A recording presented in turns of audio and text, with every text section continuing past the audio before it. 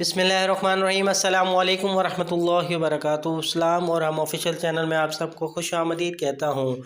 इंशाअल्लाह ताला कैंसर नहीं रहेगा। कैंसर वाले मरीज़ों के लिए खुशखबरी, अल्लाह ताला के 3 नाम पढ़कर फूंक मारकर खाने से कैंसर नहीं रहेगा।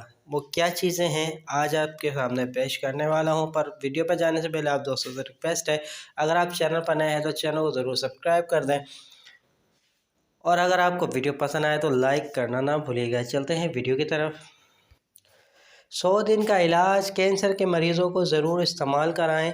आजमूदा नुस्खा है: 1 चम्मच नींबू का रस, 1 चम्मच शहद, 1 चुटकी काली मिर्ची, 2 चुटकी हल्दी।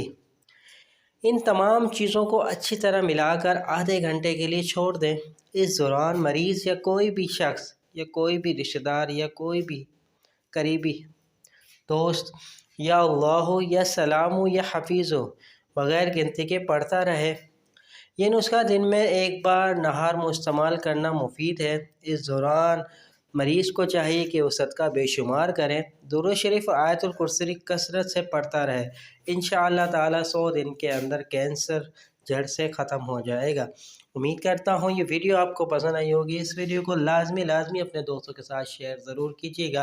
वीडियो पसंद आई हो तो लाइक कर दीजिए। कमेंट सेक्शन में कीमती राय से आगाह ज़रूर कीजिएगा।